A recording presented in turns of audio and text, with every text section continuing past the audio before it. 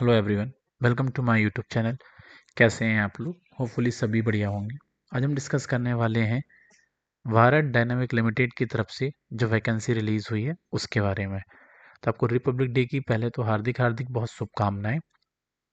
तो Bharat dynamic limited ने recently अभी काफ़ी अच्छी वैकेंसीज रिलीज हुई है। तो ये भारत डायनामिक का पोर्टल है।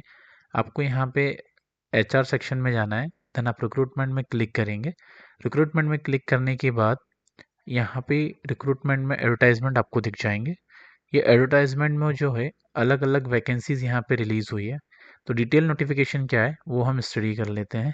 तो डिटेल नोटिफिकेशन में जो वैकेंसीज रिलीज हुई है, जैसा कि हमने डिस्कस किया था, भारत डायनामिक लिमिटेड की तरफ से सारी की सारी वैकेंसीज रिलीज हुई है।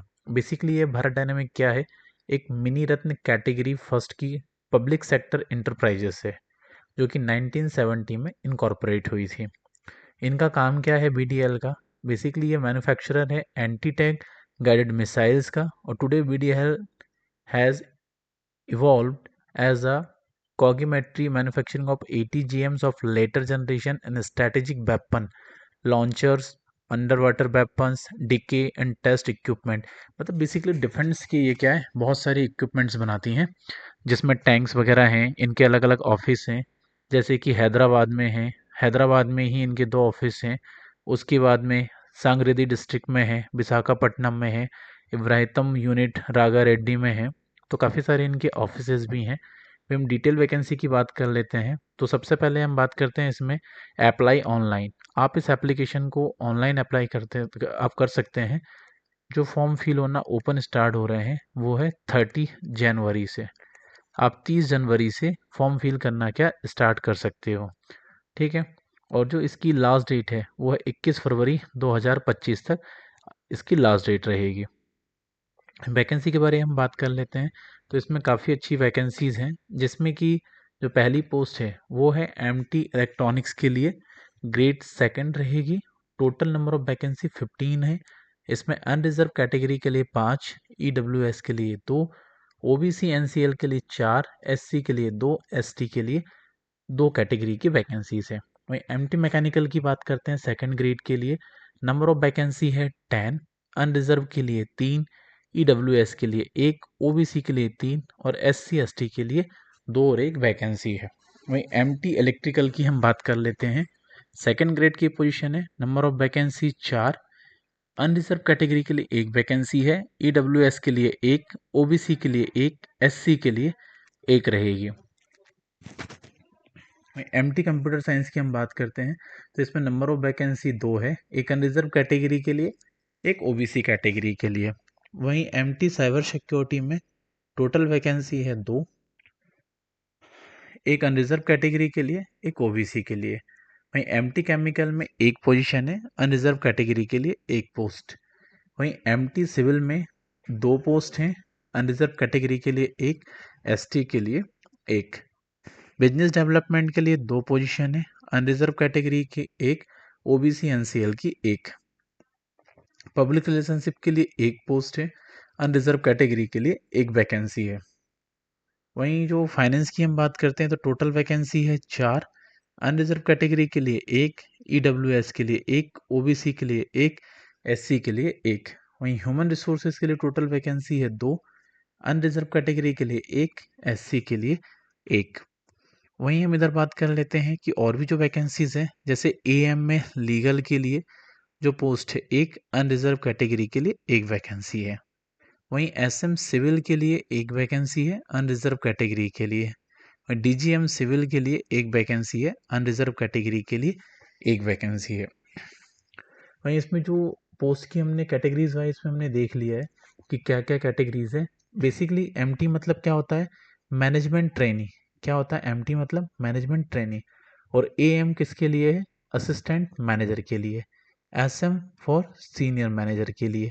DGM दैट मीन्स कि डिप्टी जनरल मैनेजर के लिए। PWD ये सब कुछ पता है, EWS भी आपको पता ही है, ठीक है। अब हम सैलरी की बात कर लेते हैं। जो मैनेजमेंट ट्रेनी है उनकी मिनिमम सैलरी होने वाली है 40,000 से 1,40,000 रुपए तक।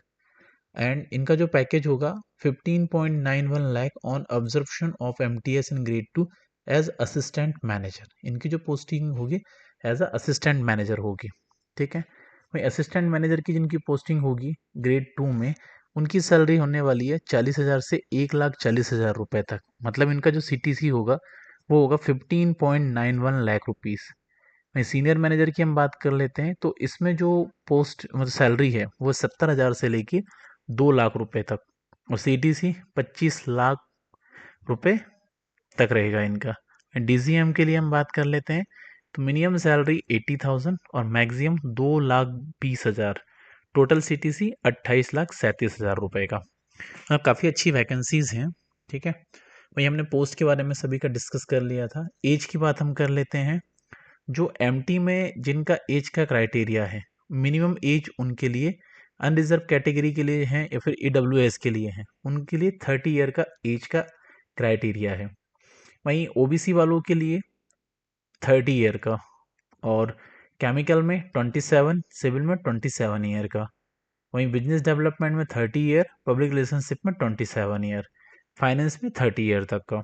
वहीं SC ST में 32 साल, पैरेलली 27 ईयर। SC में भी सेम चीज़ें वही एप्लीकेबल रहेगी। वहीं जो MT कैटेगरी में फाइनेंस में, CA में है या फिर ह्यूमन रिसोर्सेज डिपार्टमेंट में है, उनके लिए एज का क्राइटेरिया 27 से 28 ईयर। वहीं OBC के लिए 31 से लेके मिनिमम 27 ईयर तक। वहीं SC वालों के लिए मैक्सिमम 33 ईयर्स और मिनिमम 27 ईयर रहने वाला है।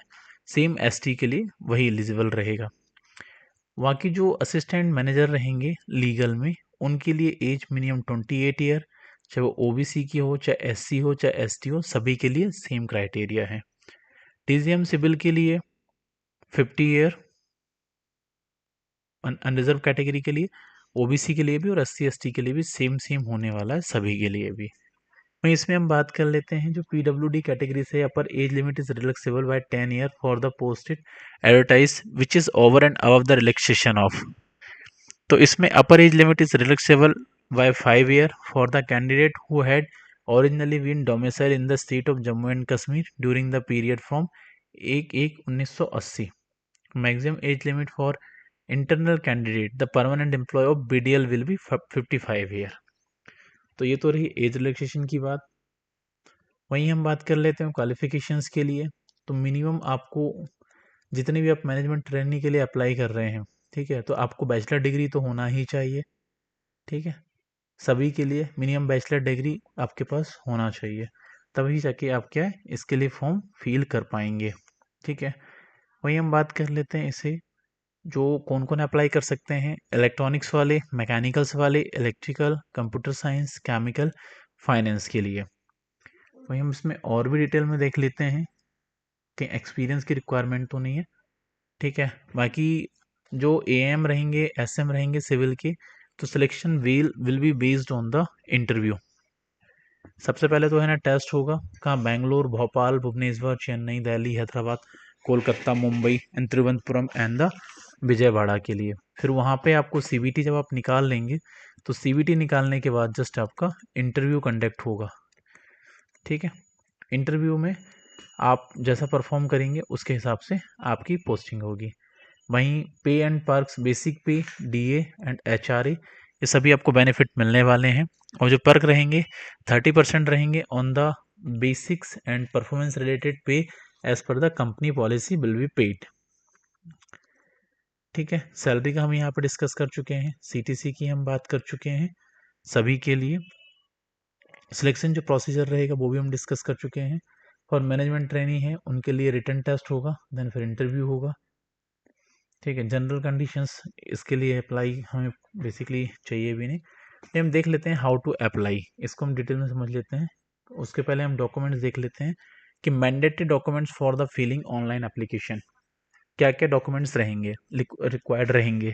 आपको मिनिमम पासपोर्ट साइज की फोटोग्राफ चाहिए एक, जो कि पहले की होना चाहिए, इससे ज़्यादा पुरानी नहीं होना चाहिए। दूसरा, डेट ऑफ बर्थ सर्टिफिकेट होना चाहिए, ये आपकी 10th की मार्कशीट से भी काम चल जाएगा। दूसरा, अगर आप कैटेगरी वाइज क्लेम कर रहे हैं कि SC ST या OBC से, तो उसके लिए आपका कास्ट सर्टिफिकेट एलिजिबल रहेगा, तभी आप फॉर्म फिल कर पाएंगे। वहीं आप पीडब्ल्यूडी कैटेगरी से अप्लाई कर रहे हैं तो उसके लिए सर्टिफिकेट चाहिए होगा। अगर आप एक्स सर्विस मैन हैं तो डिस्चार्ज सर्टिफिकेट चाहिए होगा। और आप जम्मू कश्मीर से अगर बिलोंग करते हैं तो वहाँ का डोमिसाइल सर्टिफिकेट चाहिए होगा। क्वालिफिकेशन के लिए आपको सेमेस्टर वाइज आपकी मार्कशीट की या फिर ईयर वाइज जो मार्कशीट होगी, 10th 12th डिप्लोमा या इक्विवेलेंट कोर्स या कोई आपने डिग्री की हुई है तो डिग्री भी साथ में आपको लगाना पड़ेगा। और वहीं university indicating percentage of marks secured in case of degree awarded in CGPA OGPA letter grade, तो वो आपको प्रूफ यहाँ पे देना पड़ेगा। वहीं आप certificate of registration with bar council applicable for candidate applying for AM, तो इसके लिए आपको सर्टिफिकेट देना पड़ेगा।